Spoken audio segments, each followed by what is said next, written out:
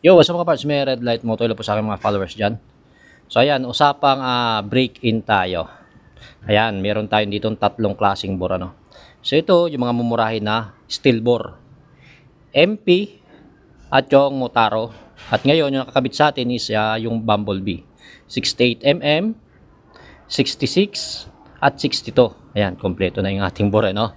O ngayon, di ba, palagi sinasabi sa atin, kapag bago yung kabit yung bore, kailangan i-break in natin. So ako hindi ako nagbi-break in ng motor.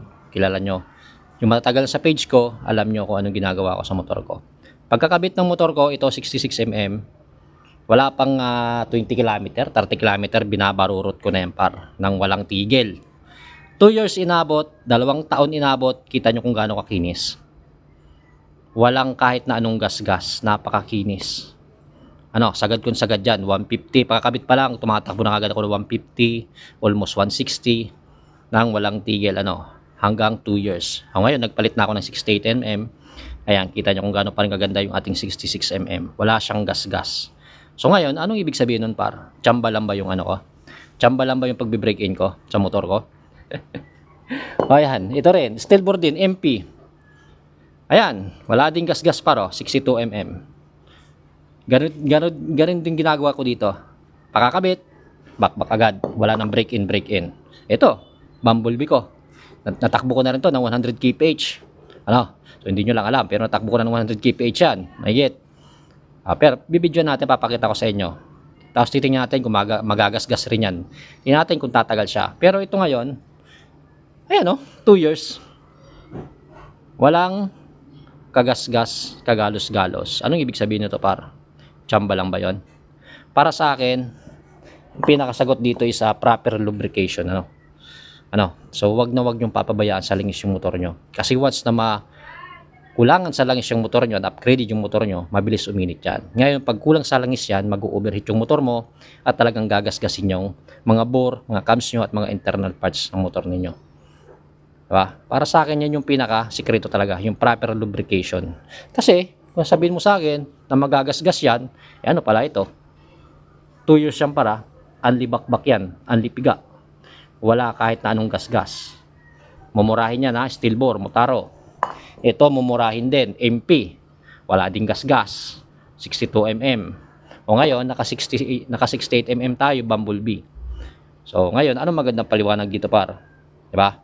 Ako para sa akin, proper lubrication. And then, especially sa umaga. Pag nag-i-start ako ng motor, hindi ko kagad yan binabarurot. Hinahayaan ko muna mag-circulate yung langis. Bakit? Kasi syempre malapot yung langis par.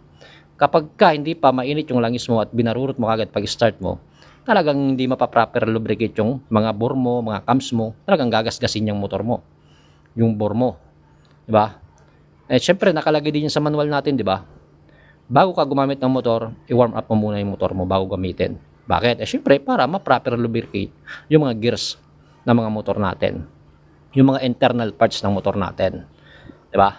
Kasi hindi yan tsamba paro, ayan kayo na mismo nakakita. 2 years hindi ako nagbi-break in while di sa akin uso yung break in na yan. Talagang sagad kung sagad yan pagkakabit. Kahit balikan yung mga videos ko noon, pagkakabit nito, makikita nyo, binabakbak ko yan, wala pang 50 km, 30 km, sagad kung sagad yan. Ayan, diba? So hindi yan tsamba. At tingin ko, nasa tamang tawag dyan, proper lubrication at tamang paggamit ng motor. So wag nyo pabayaan sa langis yung mga motor nyo. At syempre, wag kayong gagamit ng mga peking langis. Yung gamit ko nga pang langis ay X-Star 10W40. Kasi yun yung ni Suzuki, yung sa mga motor natin. Ayan. Syempre, kung gagamit ka sobrang malapot na langis, kailangan talaga painitin mo yung motor mo bago mo gamitin. Kasi para makasirculate ng maayos yung langis, at syempre para lumabnaw yung langis at makasirculate ng maayos. Diba? Yan mga par. Alright, it's me again, red light moto.